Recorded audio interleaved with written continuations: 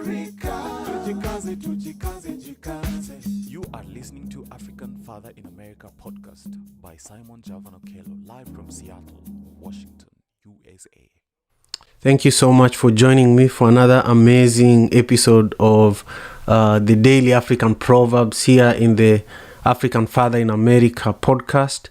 I'm truly excited for this morning's session, especially because I'm hosting, a guest that I have a lot of love and respect for.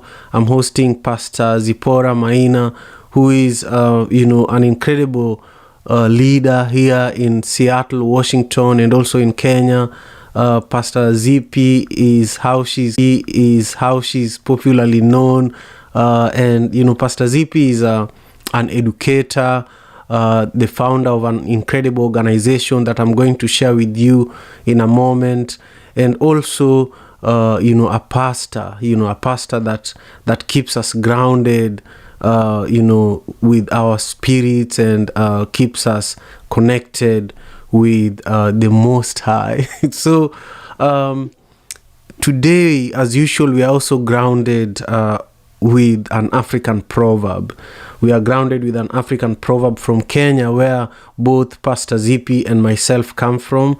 And this proverb says that a rope parts where it is thinnest. A rope parts where it is thinnest. So I want you to think about what this proverb means to you, because later on during our time together, we are going to give you all a moment to also share your perspectives about this proverb. And I'll give you a little, perspective on what this proverb could mean. And I'll also share with you the 3 takeaways that my team and I prepared for today's conversation, the 3 takeaways that this proverb, mean according to my team and I. But first, I want you to know that this proverb, really the general theme that it's giving us is that we should always make time to take care of ourselves, even though we all have a busy schedule, even though we all have so much going on in our lives, we should always prioritize self-care. So the theme of our conversation today is the importance of taking care of ourselves. And this Kenyan proverb, a rope parts where it is thinnest, is going to guide our conversation today.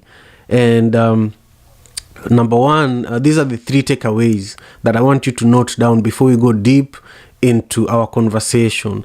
Number one is that, I'll read that in a second. I want to pin the link to the live stream for those who are joining us on Clubhouse.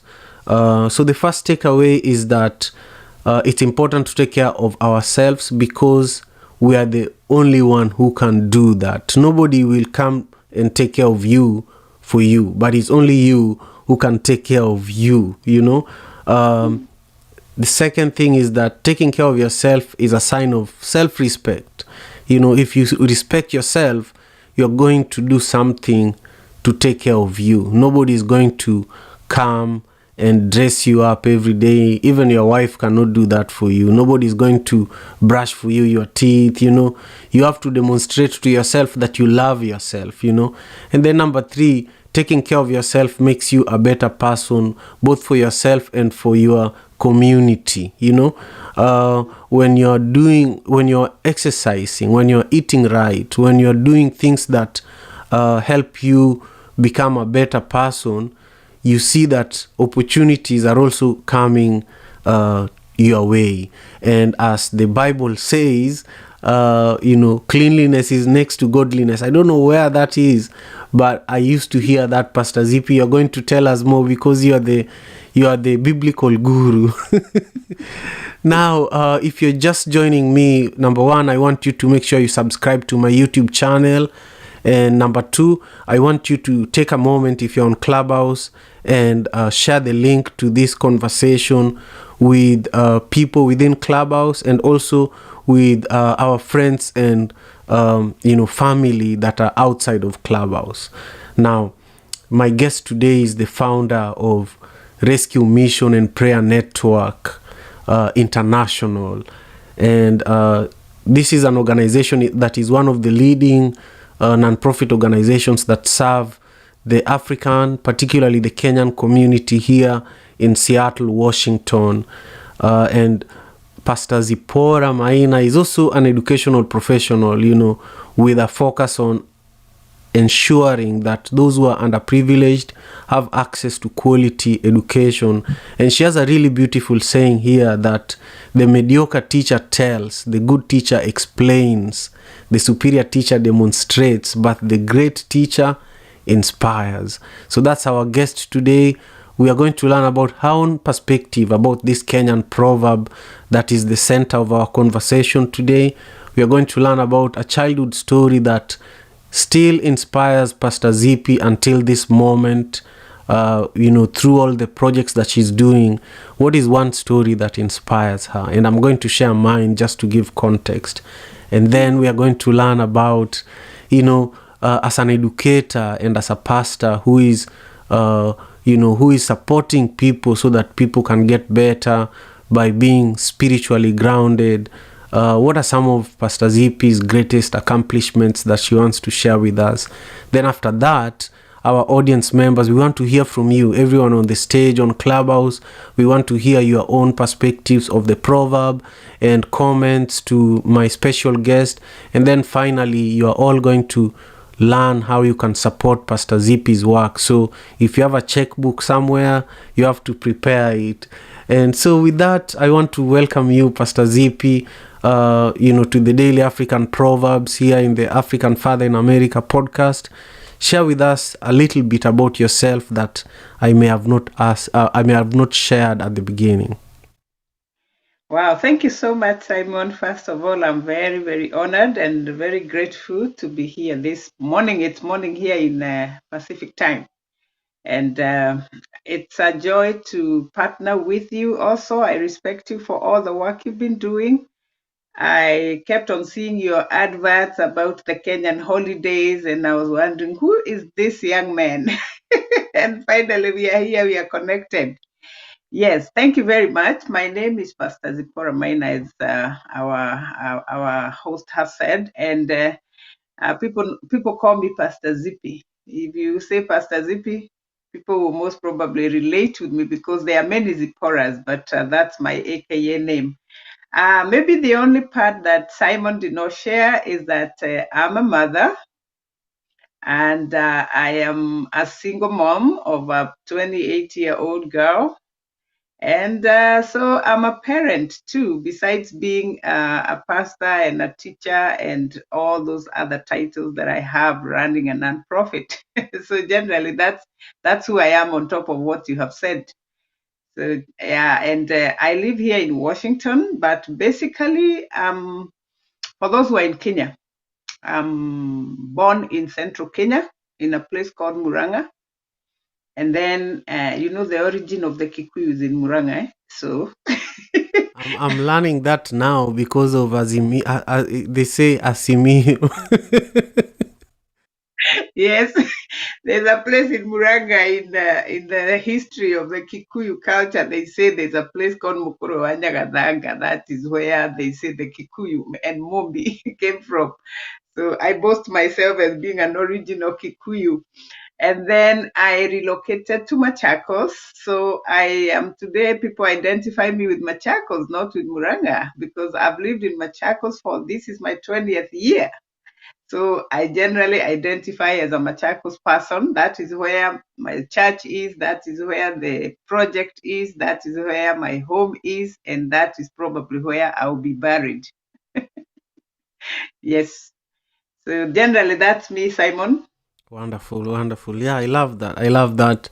And I feel that, me and similar to myself, many other young Kenyans need to sit down with elders and knowledgeable individuals like you to learn where our ethnic communities came from, and also to learn resilience, because for me, I have so much admiration for even now, it's 6 a.m. Pacific Standard Time, and you and I are live already.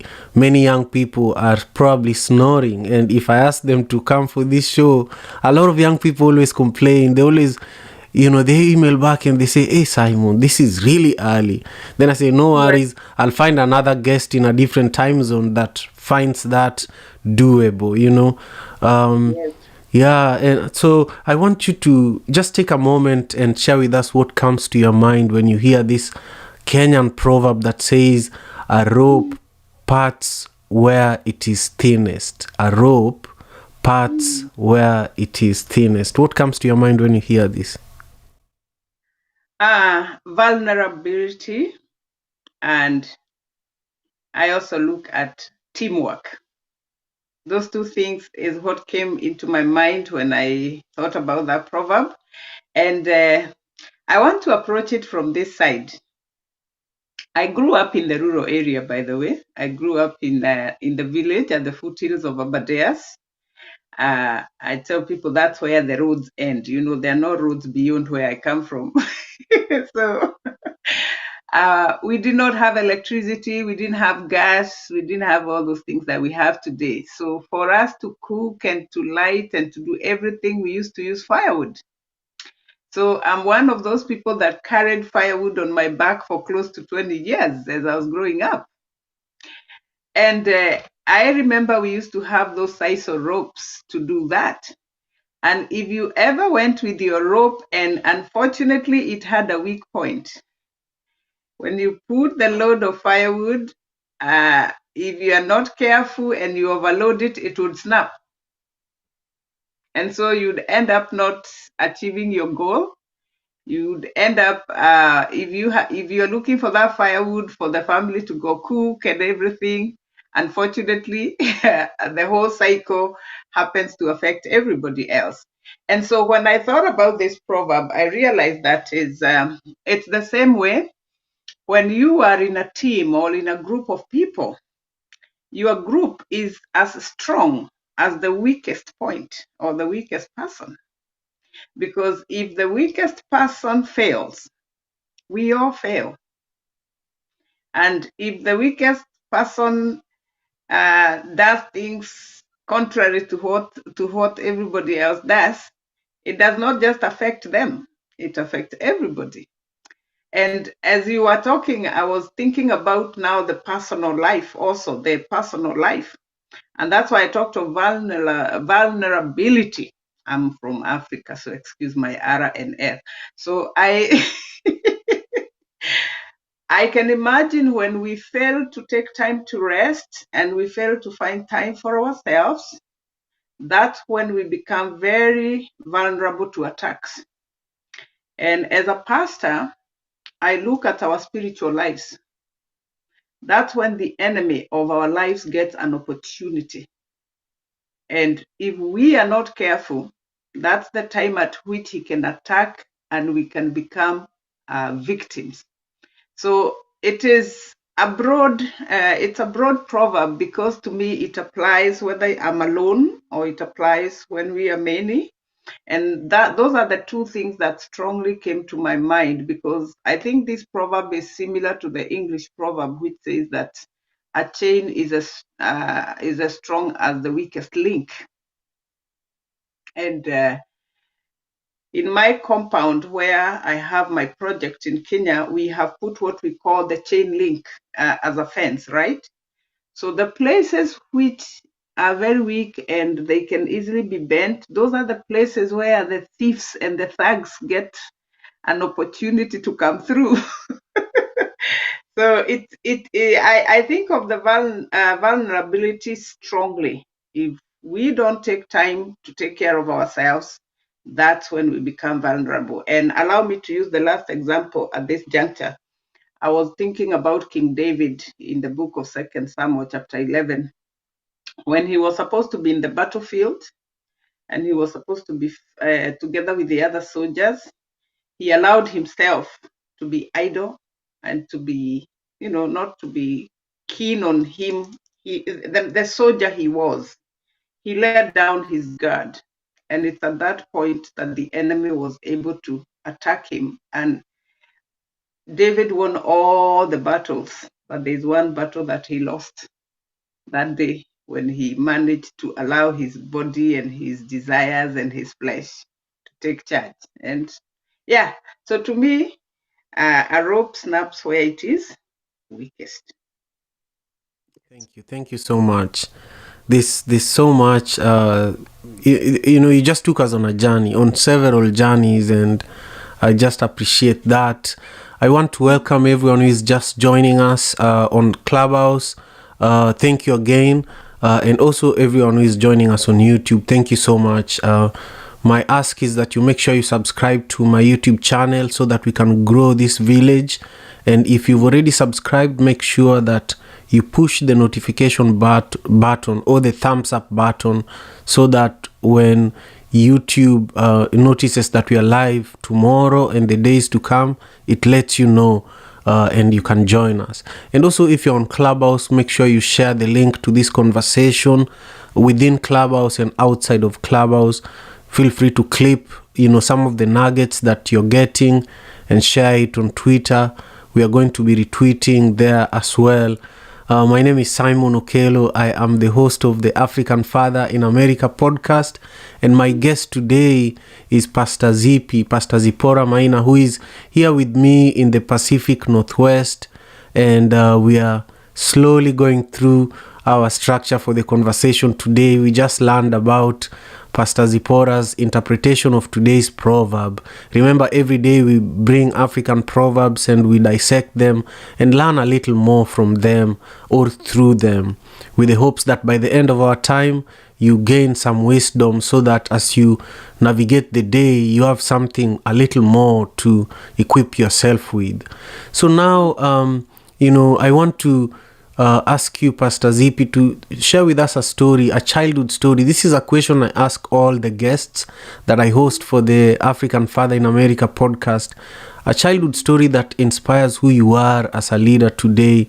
And I normally share a story about myself. When I was around 8 to 12, I used to supply milk and bread in our neighborhood, distribute, in the morning, sometime from 2 a.m., and then after distributing my area in Manyata slum where I grew up in Kisumu, then I would go to school. And this taught me how to build relationships, like the relationship that I built with you before we had this interview, how to earn a living through your community, how to be respectful, because if I didn't respect my mom, I would have never done some of the things that she wanted me to do.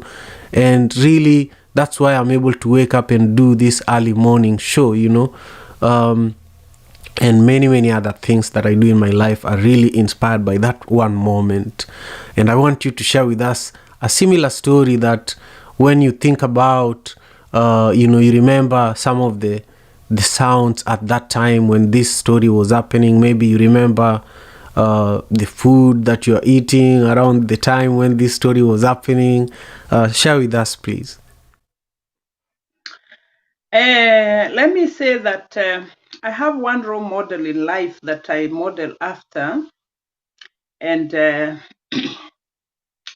I learned about him when I was in high school, and that has really been the basis of my life and what I do as a leader. And that is Dr. Ben Carson. Dr. Ben Carson. When I was in high school is when he did the first successful surgery of the conjoined twins. And that brought him to the limelight.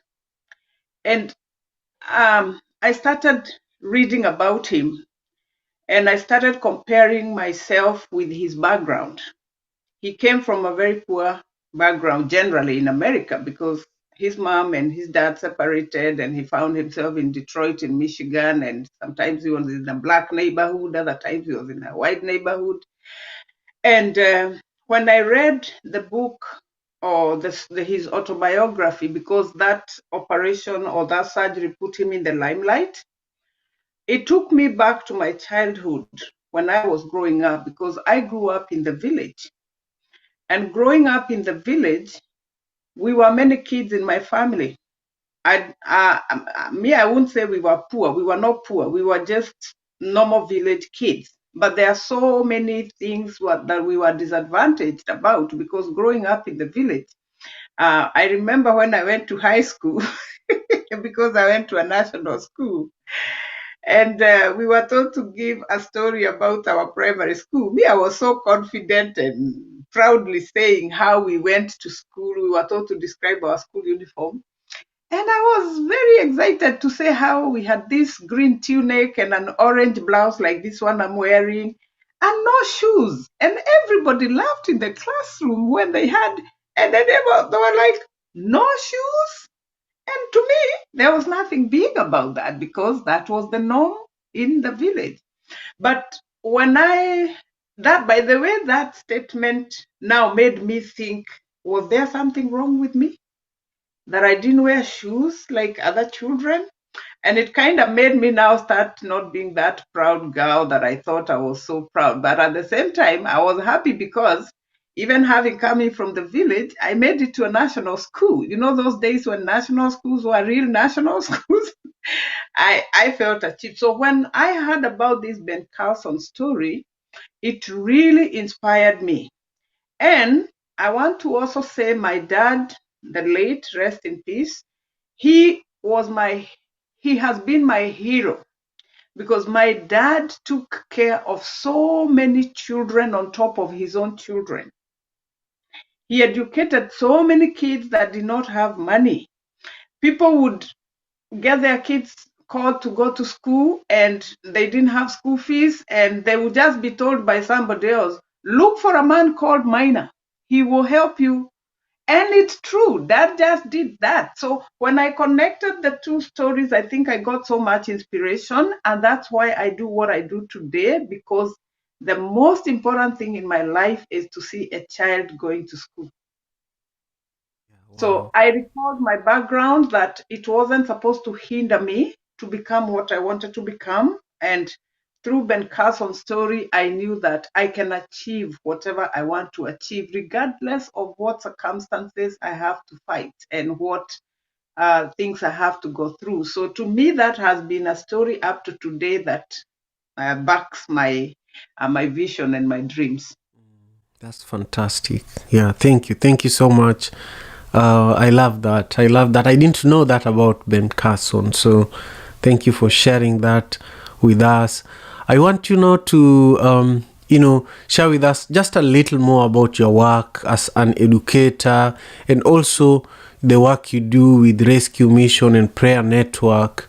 What is it that when you look back at what you've been doing over the years makes you proud and makes you want to look at everybody who is listening and watching our conversation now and share with them that, when I look at the work I've done as an educator, as a pastor, number one, this is what makes me most proud. Number two, this is what I want you to learn, and hopefully this is what could inspire you.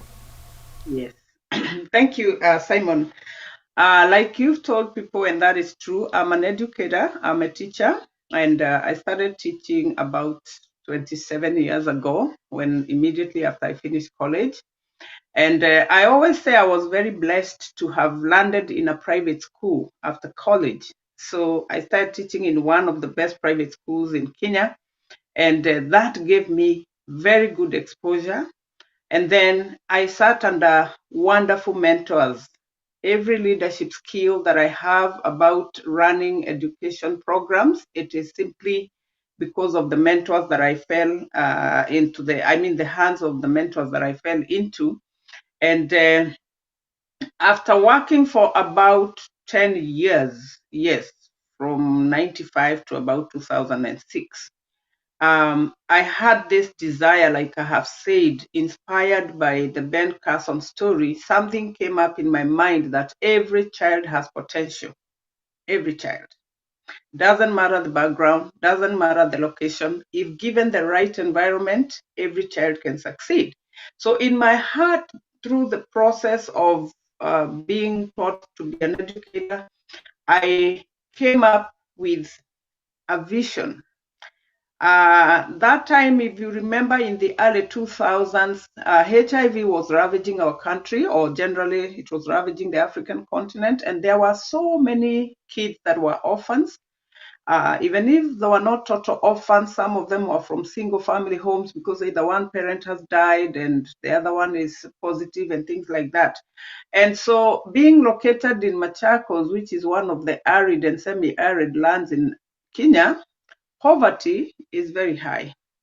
So a lot of kids were not going to school. So having been around in Machakos for about 4 years, I would meet kids on the street and all I want to do is take them to school. And so I would ask them, do you go to school? And they said, no, why? Because my mother cannot afford. And I decided, okay, let me start by doing a feeding program. And I would feed them lunch and feed them porridge at 10.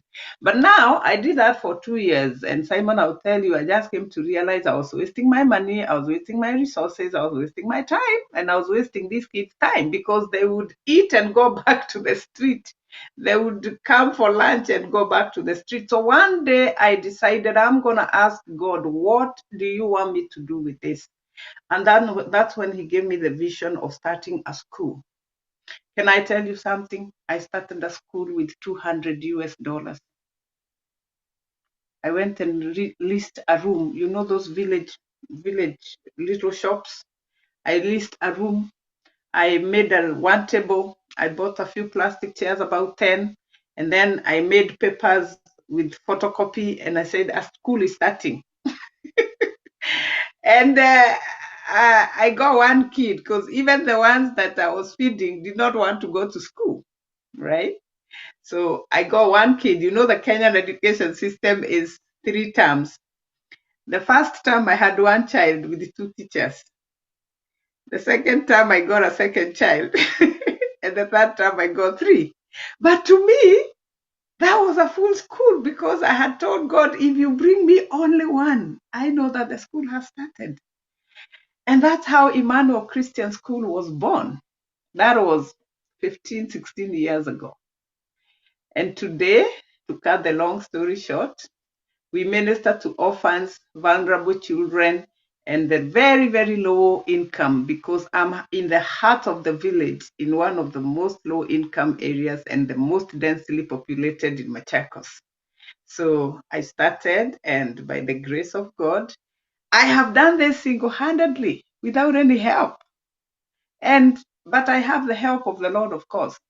And eventually God gave us favor. By the time we reached around class 5, the community started realizing that these kids had changed, they are disciplined, they can talk good English, and all those. By the way, the slogan of our school is the city school in the village, because it's run like a city school in the village. And so from 2013, we did the first KCPE. So I have over 150 kids that have passed through our school.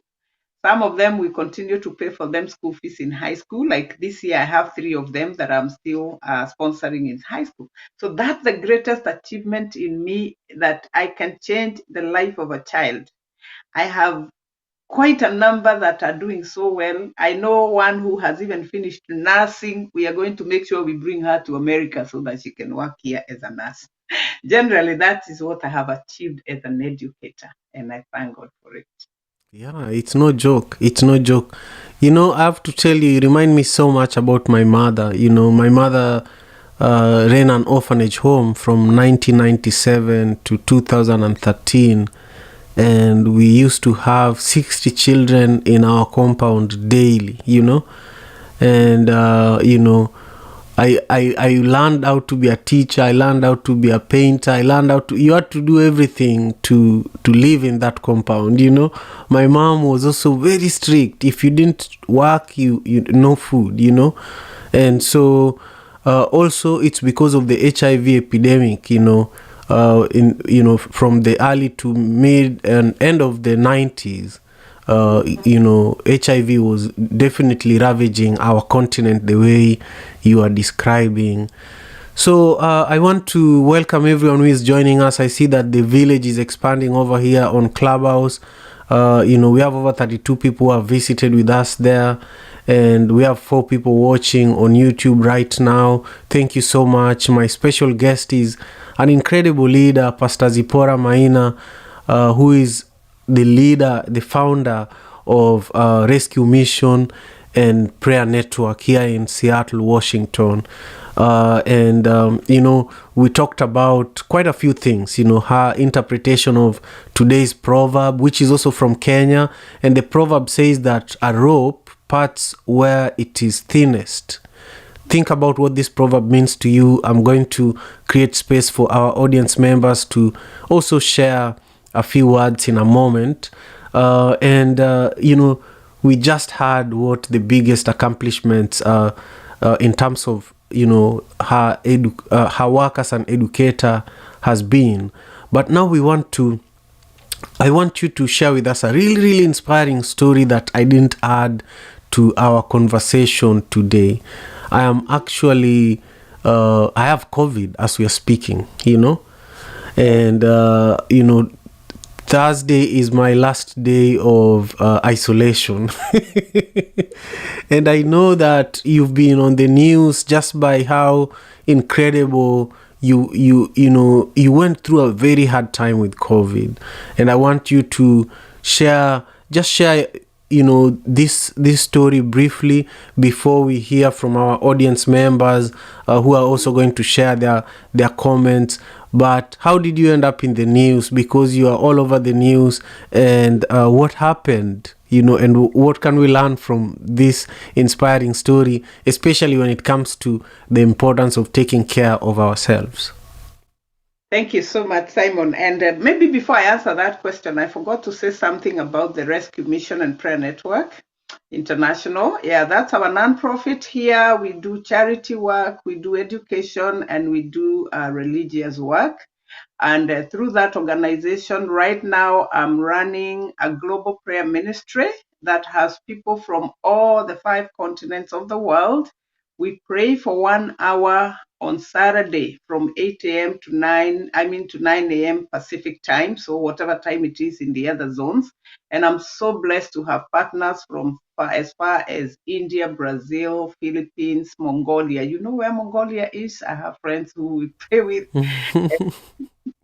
I know Mongolian meat, but I can't remember where Mongolian is. But the Mongolian restaurants are very popular because of the Mongolian meat, right?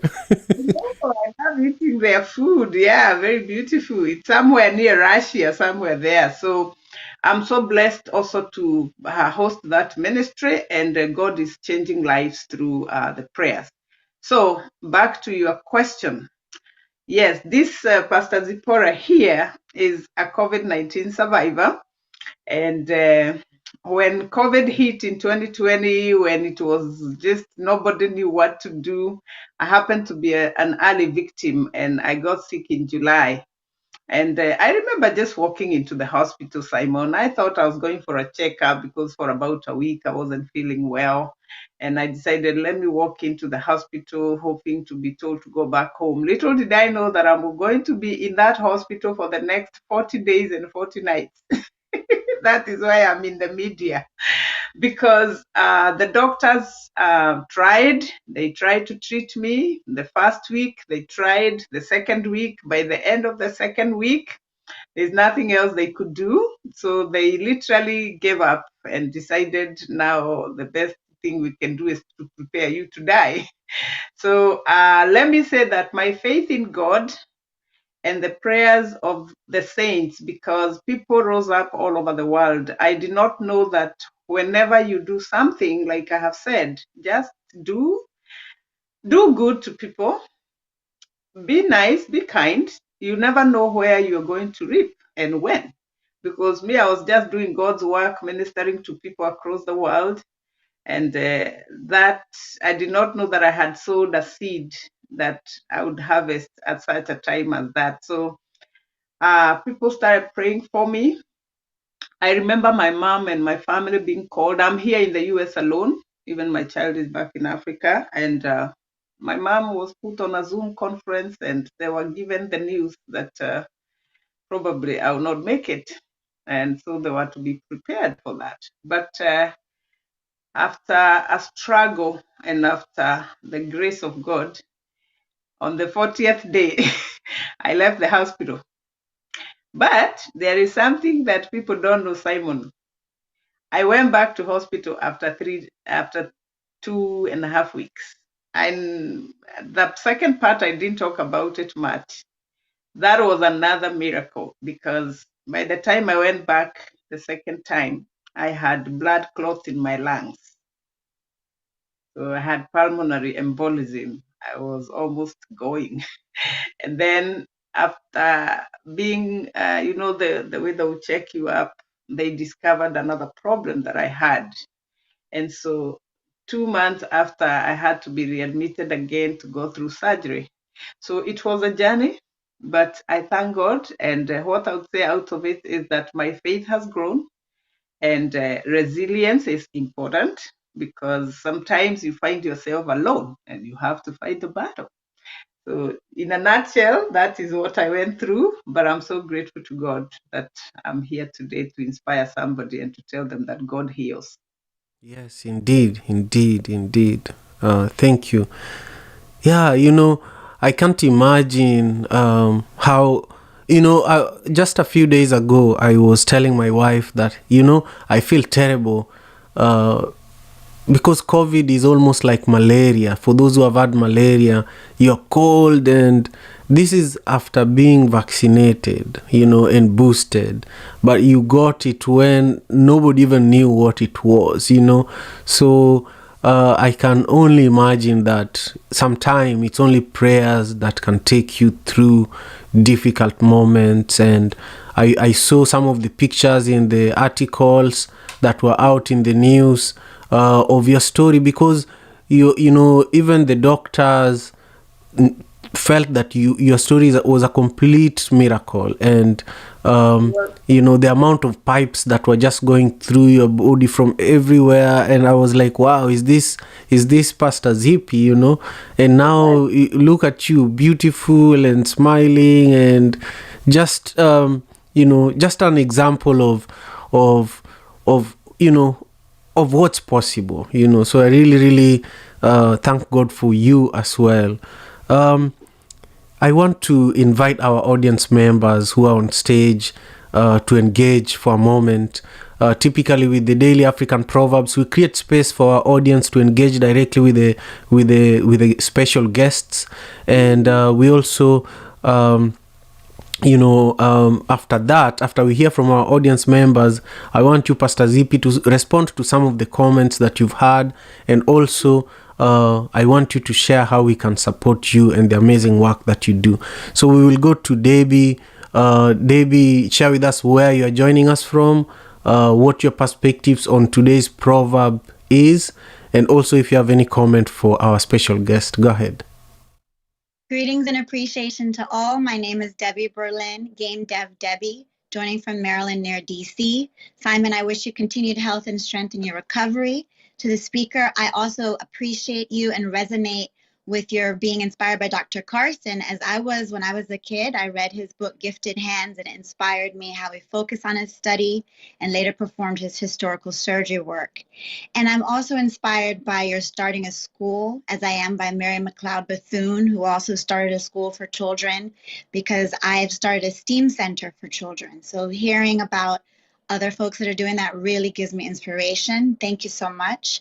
Regarding the proverb, I think it boils down to self-assessment. We have to reinforce our weak parts. And we talked earlier in a prior show about shadow work, so more light can shine through. So let us all do that self-care and self-assessment and reinforce our weak parts, and also lend a helping hand to each other so we can be stronger, as they say, together. Thank you. That's beautiful, Debbie. Thank you again. Let's hear from Stephen. Stephen, how are you? Where are you joining us from? And what are your thoughts on the proverb? And also, feel free to share any comments with Pastor Zippy. Thank you, Simon, for having me. I'm Steven, joining from Kisumu, Kenya, and Wow. I'm very happy to be with all of you in this session. Thank you very much, Pastor Zippy, for joining in this session. Hearing your story reminds me a lot about uh, past experiences and that I've had growing up, like your case with the mission that you are doing. My mom brought us up in the church and in the spiritual norms, and she also led more of charity activities and school and home, like what you are doing with your project back in Kenya. Your many days in the hospital reminds me of my sister. My sister also stayed in the hospital for many, many days. And in the eyes of men and the non believers, they had already written her off. But Yeah. in the eyes of God, she was a testimony. She Mhm. lives today and she remains to be a testimony in the eyes of those who had already written her off and uh, declared a gone case. Mhm. I'm happy she's lived to be telling this testimony of her many, many days in the ICU, and her story is also transforming many lives.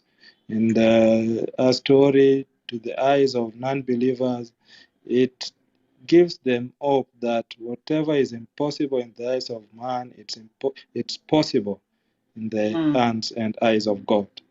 About today's proverb, it's a very interesting proverb, but my understanding uh, is that I would like to relate it from a word or a scripture in the Bible that says, let's love our neighbors like we love ourselves.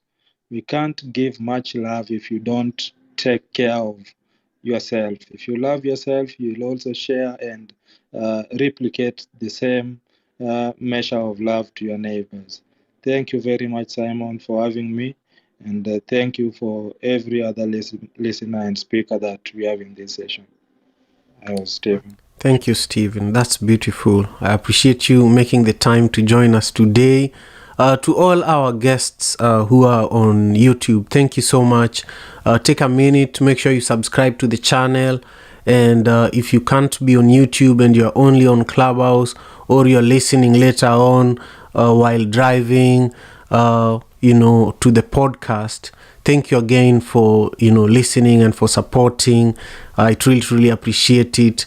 But take a moment to make sure that you follow the African Father in America Club if you're on Clubhouse. If you're not on Clubhouse and maybe you're listening on Apple Podcast, make sure you subscribe to the African Father in America podcast. We are growing. We are actually this is the 221st episode.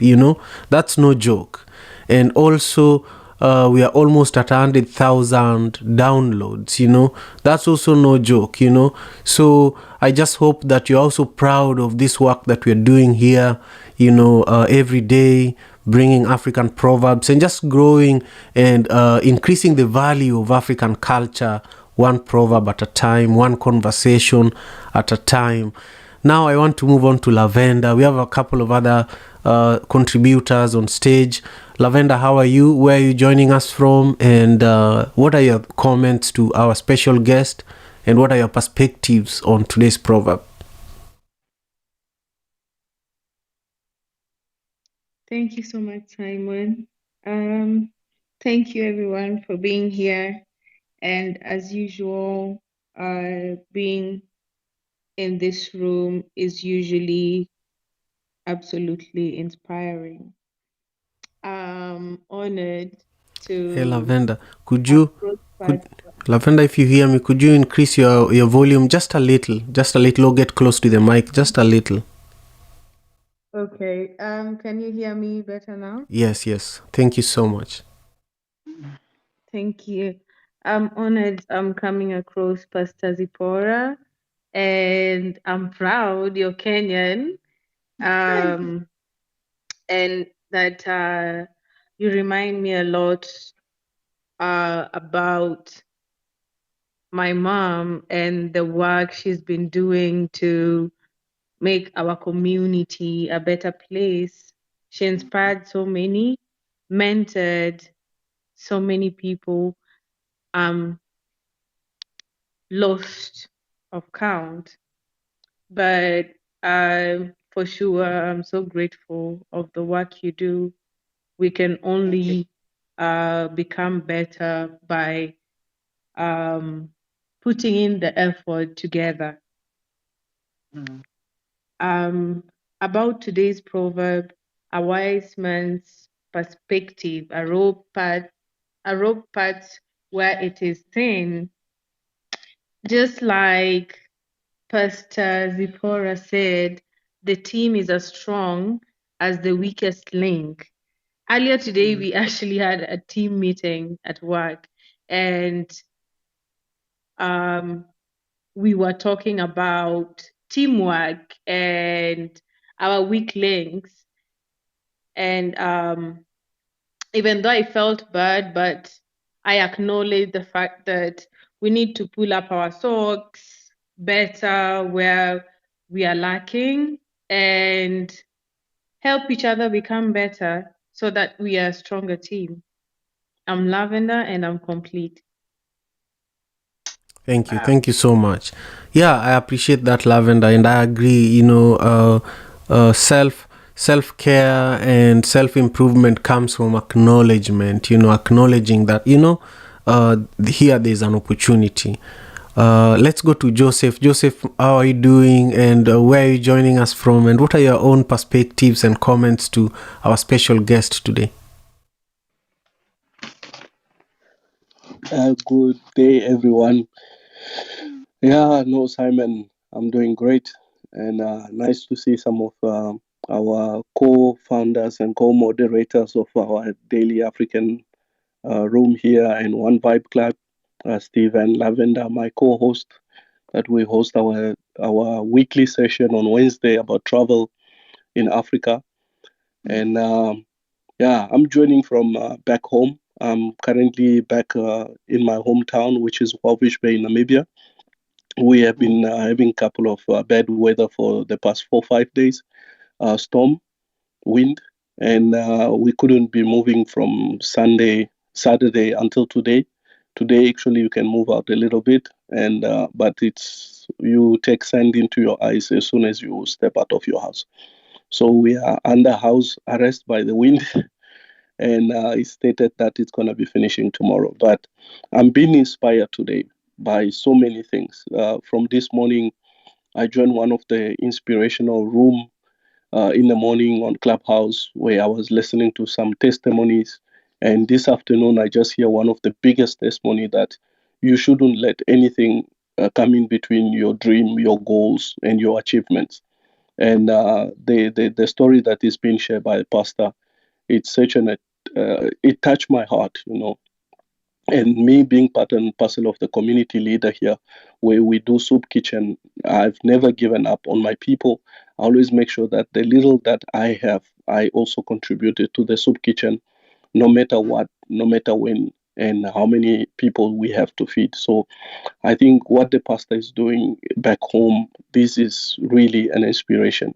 This is a work that need to be uh, uh, written, need to be put somewhere there so that everybody can see from what she's doing, because it's really motivational. We have a lot of people, when they move to the diaspora, they forget about where they come from or their origin and all those kind of things. But hearing that she started a school with a 200 US dollars, that's just an amazing work. And back to today's African daily proverb, the importance of taking care of yourself, of ourselves. The world is full of people and full of surprises, and if you don't look after yourself, no one will ever look. There's an essay in French that it says, only yourself you can be able to be the judge of what you are doing and where you are going and where you are coming from. Maybe the translation is not as good as it is in French, because in French it sounds more better. But there's nothing that you can do that somebody else can be able to do it for you. So you are the judge, you are the teacher, you are the self-thought, and nobody else can be able to assist. The world, it's only about connectivity. It's about friendship, but at the end of the day, it's only you who are going to be the judge of that friendship and that connectivity that you have connected. So my name is Joseph Kafunda, and I'm complete. Thank you so much, Joseph. I really appreciate you. Let's go on to Tioma. And by the way, Joseph and Lavenda and myself, we host a room where it's an event every Wednesday, 11 a.m. Pacific Standard Time. And we also are, part of our team members for that show are, these are travel experts from Ghana, from all over Africa and the diaspora. And we are building a strong community of travel enthusiasts and travel experts. So connect with Lavenda and Joseph if you want to learn more and if you want to be a part of that. But now I want to come to you, Tioma, and then Jay, and then Bibi, and then Flamingo. And after Flamingo, we'll come back to Pastor Zipporah. So Tioma, share with us where you're joining us from, and briefly your perspective on the proverb, and any comment to my special guest, Pastor Zippy. Good morning. I'm joining you guys from Jamaica again. And this is Jamaica Caribbean, not Jamaica, New York. And I am actually just about to start my work day, but I really wanted to take the time to congratulate you on another beautiful Clubhouse and, presentation. And also, I remember when I first heard you, I actually thought you were an elder because you have such a calm and reasoned tone, and because you were bringing these traditional proverbs to the public, and to light. And I think of them as a kind of gospel being good news. I think of them as a way to lead and to guide that is very organic. You don't have to go to a book.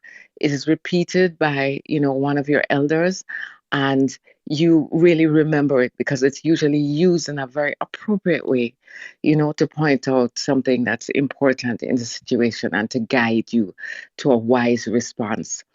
So I just want to thank you for being a useful elder and helping to lead us and to guide us. And Pastor Zipporah, important work indeed, very important. And give thanks for all your blessings that you have brought to the world, to your community. And I'm also doing community work and working in the field of birth. I feel like this proverb is very much akin to, the chain is only as strong as its weakest link. And the fact that it resonates across, continents and across different communities says, speaks to its truth, its veracity. We all have to be strong. Each individual has to be strengthened in order for the community to be strong. So, one of the ways that I see us, as Pastor Zipporah, your talk about, being a child and giving that talk when you went to the national school, and people saying, oh, that's not good, being barefoot. And I reflect because I'm a natural healer. And one of the ways that we say, people heal themselves is by placing their feet on the earth. It is one of the ways that people connect to the earth and are grounded and are also able to pull on the strength of the earth and increase their health. So, as children, being barefoot all the time is actually a good thing, Sometimes our parents would call us, I remember I had an auntie, she said, oh, I could never take off my shoes as a child, I would get beaten. Why? What's that about? And I think that when we look and we say, oh, poor children don't have shoes on, you have shoes, you have to wear them. So I think it's a weak link in our community that sometimes we reach for healing in the wrong places, that we embrace certain patterns of life and certain habits that are not really healthy for us. So I've worked with COVID, for example, and I use natural remedies to heal people. And also as prevention, we know the importance of even something like taking D3 and vitamin C every day and making sure we do our zinc and our CoQ10. And that a lot of times the small things and the ways in which we build our health are really the most important. So I'm one of those people addressing those weak links, trying to allow us to know that the Creator, Mother, Father, God, I say, has not made a world for us full of wonders and full of joy and full of power so that we should neglect it and go, look in the cans and, be sitting down most of the day and avoiding the sunlight. These are our healers, and that's very much a weak link for us. I think, that we don't look into our natural lives and trust our natural selves to show us the healing. And I'm going to stop preaching right now. But I thank you again for this wonderful room, Simon, and thank you, Pastor Zippo, for all that you're doing, everyone in the audience for our good works. I give thanks. Thank you very much, Tioma. Yeah, and keep up the amazing work. I truly appreciate you. You are one of the very, very original attendees of the Daily African Proverbs, and I really appreciate your consistent support. I want to move on to Jay because we are getting close to the end of our time together, and I want to be respectful of Pastor Zippy's time. Jay, how are you? Where are you joining us from? What are your perspectives on today's proverb, and what comments do you have for our special guest today? Good morning, Brother Simon and everyone in the room. And I have a heart for anyone that loves children, cares about children, and truly has their best interests at heart. So I appreciate all that you're doing, all that you've done, all you're doing now, and all that you're going to continue to do on behalf of our children. That being said, the first thing that came to mind regarding this proverb and weakest link, children and our seniors, is that we talk about our children being our future, but we're not taking care of our children. And in order for them to be strong and healthy and vibrant and thriving and important and invaluable contributors to society, you have to take care of them. So right now, they're part of our weakest link in terms of having a really strong economy and a really strong bond as a community and as a culture and as a country. And the same thing applies to our seniors in terms of all that they have given, that this is the time that we need to rally. And when you're getting into those later years in life, that you need to rally around your seniors and support your seniors and be there for your seniors. And that, for me, as a country, is some of our weakest links when we don't care for our most vulnerable members of our society. And this is Jane. I finished speaking. Thank you. Oh, Jay, thank you. I appreciate that. America's weakest link is taking care of our women right now too, So you just reminded me about that. Let's go on to Bibi. Bibi, where are you joining us from, and what are your perspective on the proverb? And just brief comment to Pastor Zippy if you have one. Thank you so much. Good morning, Simon. I hope you're feeling better now. I didn't hear everything that she was talking. I think I came in at the tail end where she had COVID. And I'll just have to say, my husband had COVID too in the beginning. I think his was one of the first cases. Well, it was one of the first cases here in Clarksville. And he didn't receive any kind of medicine, so I had to get on my African girl hat, and I just went in the kitchen and utilized everything I had in my garden and in my cabinet already, and I made him lots of teas and lots of soups to help him get rid of it. And also in January, while I was, I think 33 weeks pregnant, I too contracted COVID, and actually the whole house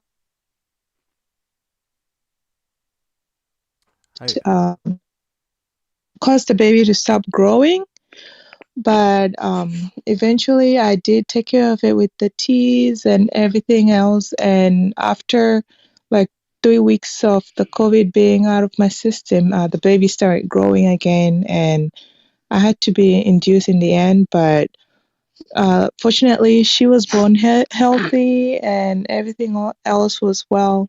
And I honestly contribute that to my natural remedies and helping and making sure I took care of that. Uh, I believe a lot of people have mentioned it based off of self care, but mine, when I first read the proverb, it just hit me so hard about the rope parting when it gets so thin, and that made me think of my accident. Yes, I was taking care of my mental health, but at the same time, I was overdoing some parts. Yeah,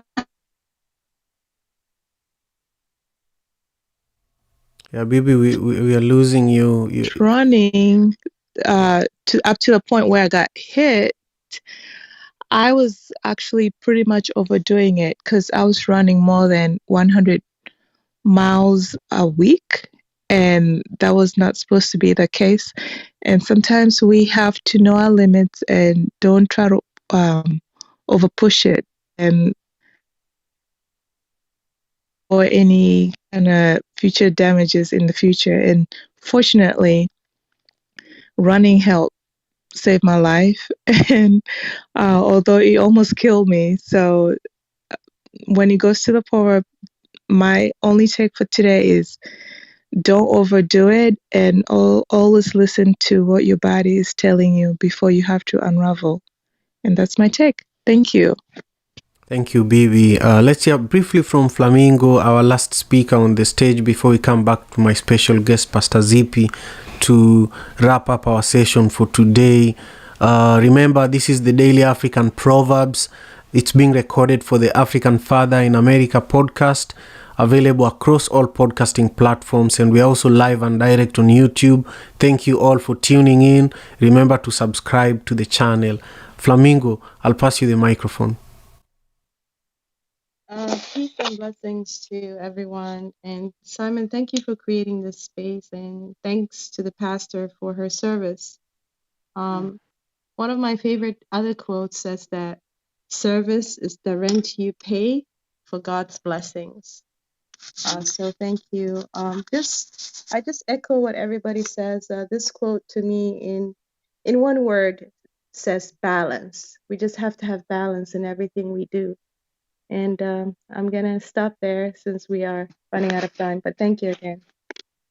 You're most welcome, Flamingo. I really appreciate you, and I appreciate your presence. I also just want to recognize, everyone else in the audience who have not had a chance to speak, from Stephanie, Stella, everyone, Jerry, Ejlal, Roger, brother. Thank you all so much.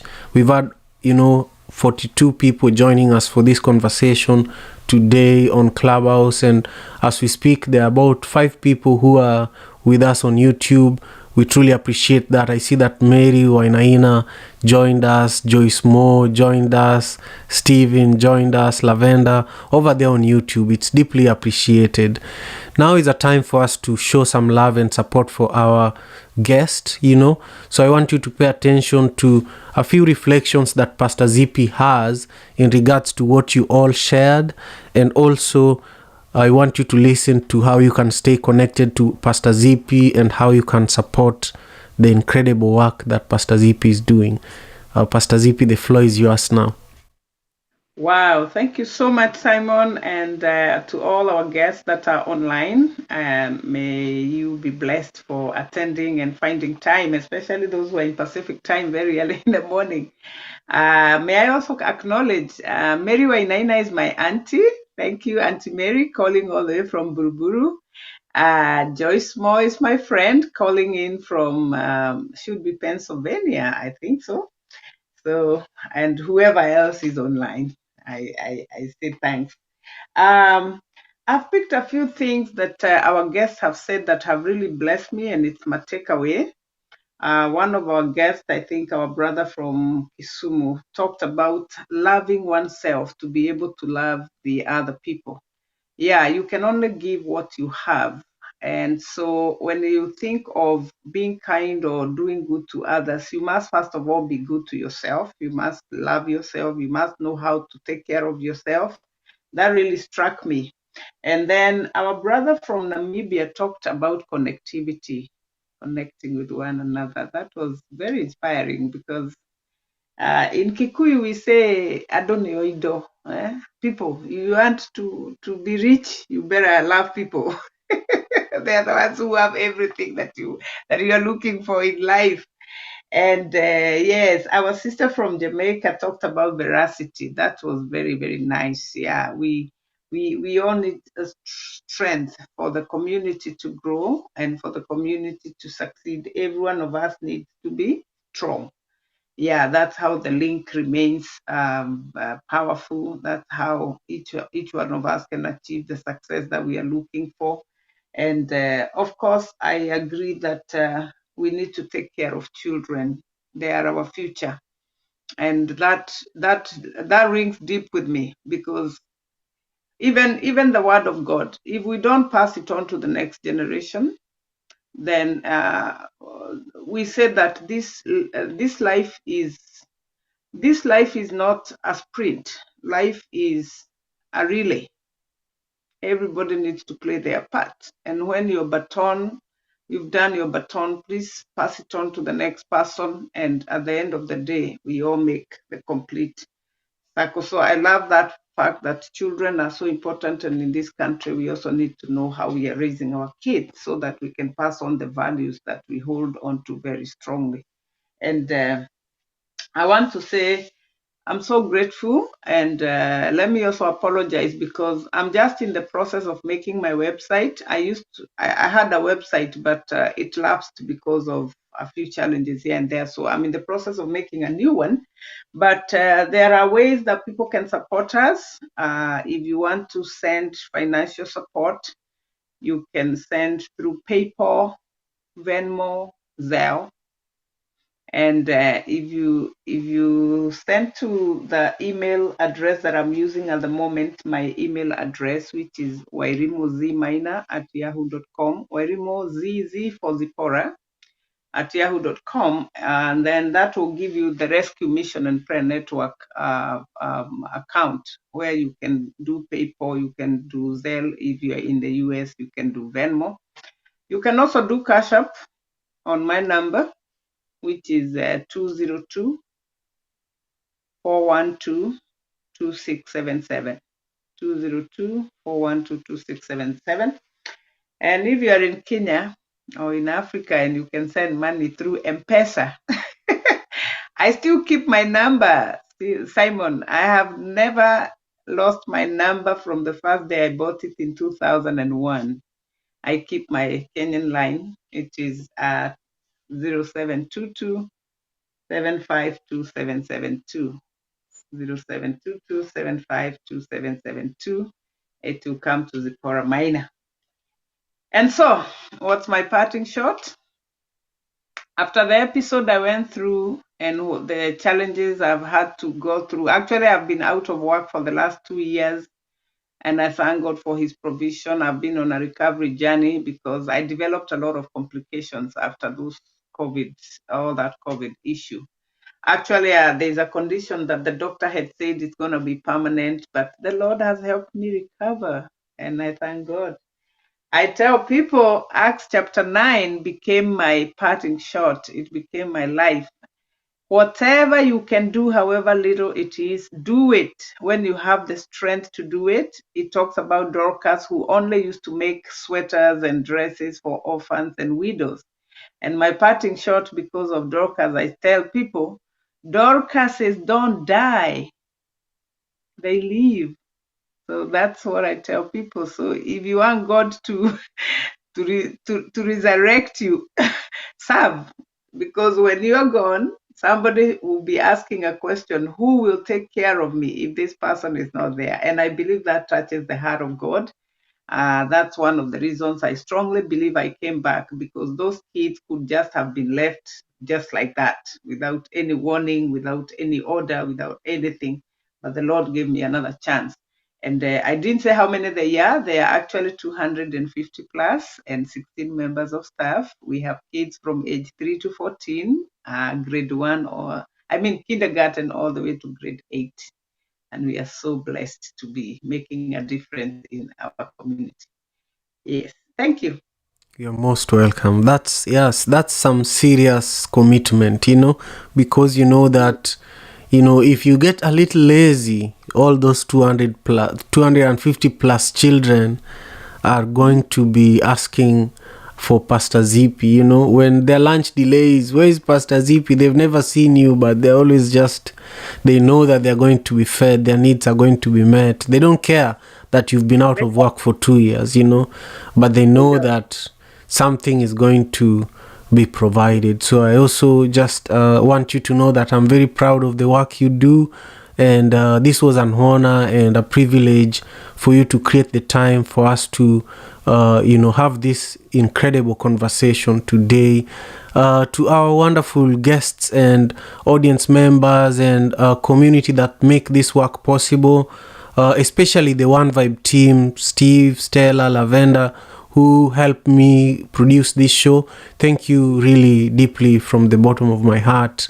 And if you are in Seattle or you can make it to Seattle on August 13th and 14th, join us for Madaraka Festival at Pier 62. It's 2 days for the first time. I've been producing this event for 8 years and it's just been 1 day. So 2 days for the first time, right in the middle of Seattle, downtown Seattle. Again, without the courage of leaders like you, like my mom, we would have never been doing this kind of work. It's work of service. And so this is the end of our time together today. If you are just joining us and you didn't catch any part of our conversation, the way that our conversation went is that my special guest has been Pastor Zipporah Maina, who is the founder of Rescue Mission and Prayer Network International. And we talked about her interpretation of today's proverb, which is a rope parts where it is thinnest. We also talked about a childhood story that inspires who she is as a leader today. And we talked about her biggest accomplishments with her work, as an educator and also as a pastor. And then we listened to you, our audience members, and we are now wrapping up. So we'll see you tomorrow. Tomorrow's guest is Chioma Sheri. She's a poet and she's going to be turning this proverb into a poem, and we will also be learning from her. So 6 a.m. Pacific Standard Time is when we go live. Thank you again so much, Pastor Zippy. Have a beautiful rest of your day, and thank you everyone else for joining us. Peace. Well, thank you so much. We honor you and keep doing the good. Thank you so much. African father in America. Tujikaze, tujikaze, jikaze. Tujikaze, tujikaze, jikaze. African father, tujikaze, jikaze. America. Tujikaze, tujikaze, jikaze.